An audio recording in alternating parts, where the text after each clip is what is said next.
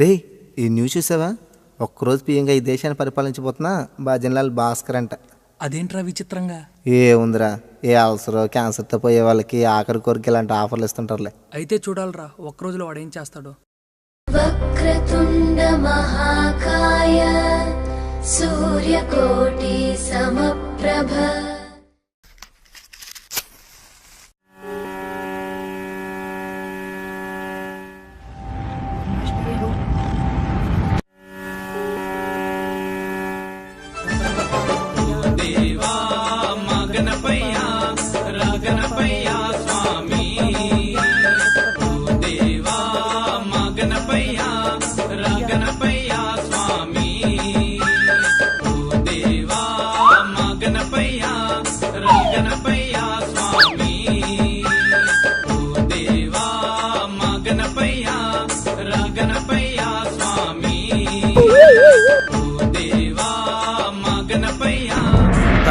స్వామి ధన్యుని స్వామి.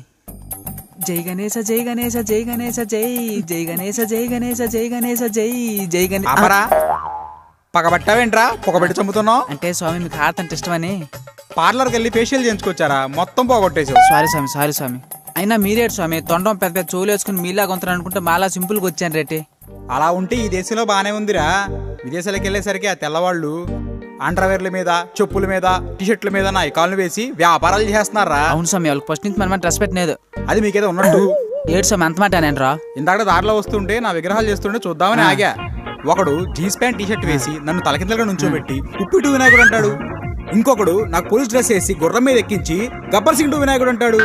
ఇంకొకడు మరీ దారుణంరా, నాకు సిక్స్ ప్యాక్ బాడీ పెట్టి మా నాన్నగారు నా భుజాల మీద పెట్టి బాహుబలి వినాయకుడు అంటాడు. మీ పిచ్చి మీ వెర్రి కాకపోతే నాకు సిక్స్ ప్యాక్ ఏంట్రా? అంటే ఏదో అభిమానులు స్వామి, అభిమానం కొద్ది. అభిమానుల మీద అభిమానం ఉంటే నన్ను అవమానించడం ఎందుకు? ఈసారి అలా చేయండి. సరేగానే ఇంతకి ఏం కావాలి? ఎందుకు పిలిచావు నన్ను? స్వామి అది నా ప్రాబ్లం ఏంటంటే ఇక్కడ మరీ పొగబెట్టి చంపేశావు కానీ లొకేషన్ చేంజ్. ఇప్పుడు చెప్పు భాస్కరా, ఏంటి నీ బాధ? స్వామి నాకు వన్ డే పిఎంగా ఈ దేశాన్ని పరిపాలించే అవకాశం వచ్చినది స్వామి. ఆహా, వన్ డే పిఎం బాగుందయ్యా భజన్లాల్ భాస్కర్, చాలా బాగుంది. కానీ స్వామి ఒక్కరోజు ఎంత బాగా తక్కువ కాదు స్వామి. అందుకే ఇంత పెద్ద దేశానికి ఏడ్ చేయాలి తెలియక మిమ్మల్ని పిలిచాను. నేను చెప్తా గానీ అసలు ముందు నువ్వేం చేయాలనుకున్నా చెప్పు. నానా బుక్లో రాసుకోండి స్వామి. చూసి చెప్పు.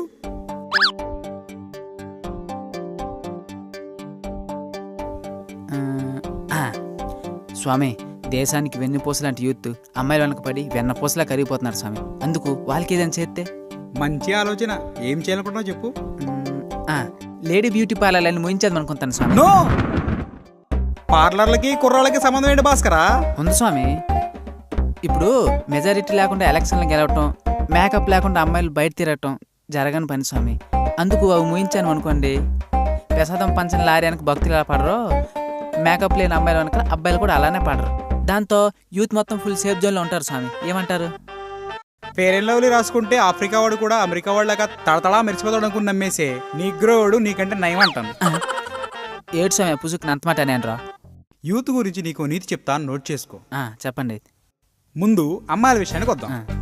ఇద్దరు అమ్మాయిలు ఒకే దగ్గర ఉండి కూడా సైలెంట్ గా ఉండటం, వాళ్ళ రీఛార్జ్లు వాళ్లే చేసుకోవడం, సెల్ ఫోన్ లో సెల్ఫీలు తిక్కకుండా ఉండటం, మేకప్ లేకుండా బయట తిరగడం, ఇవన్నీ జరిగిన పనులు ఆయన. ఇక అబ్బాయిల విషయానికి వస్తే లైఫ్ లాంగ్ ఒక్క అమ్మాయిని లవ్ చేయడం, ఎఫ్బీలో అమ్మాయిలు రిక్వెస్ట్ పెట్టుకుండా ఉండటం, వాళ్ళు రెస్పాండ్ అవ్వగానే చాటింగ్ చేయకుండా ఉండటం, ఇక ముందు సిగరెట్ తాగకుండా ఉండటం, ఇవి కూడా జరిగిన పనులు ఆయన. అంటే స్వామి ట్రెండ్ అనే నూతులో ఉన్న యూత్ ని బయటికి తేలేమంటారా? పోనీ ఇంకేట్ చేయాలి చెప్పండి. అయితే ముందు నువ్వేం చేయాలనుకుంటున్నావు చెప్పు భాస్కరా.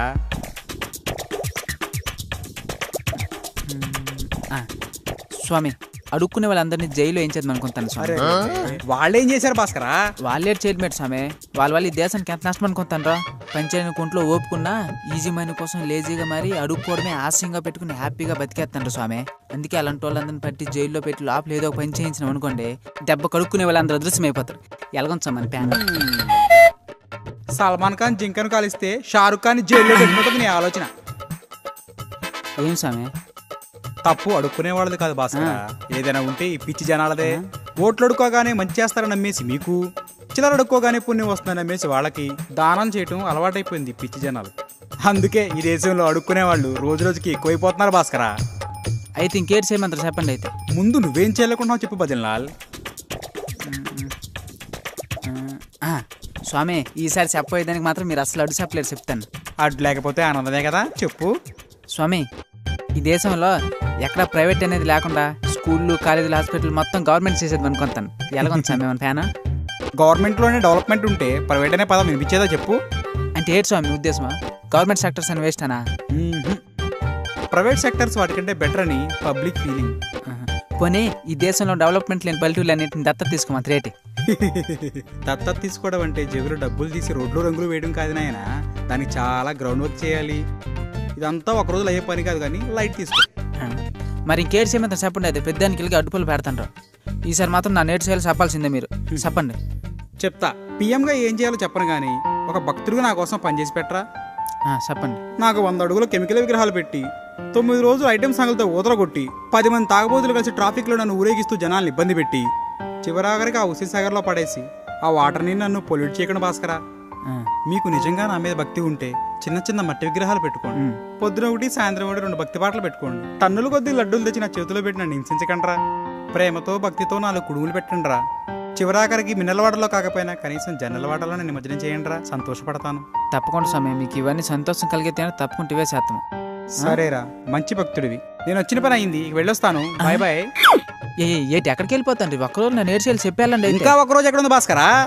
హాఫ్ డే నాకు పూజలు చేసావు, హాఫ్ డే నాతో సొల్లు కబుర్లు చెప్పావు. ఇంకా మిగిలింది నీకు 5 నిమిషాలు. 5 నిమిషాలా? పోనీ 5 నిమిషాలు లేట్ చేయాలి చెప్పండి స్వామి. రాజీనామా లెటర్ టైప్ చేసుకో. Bye bye.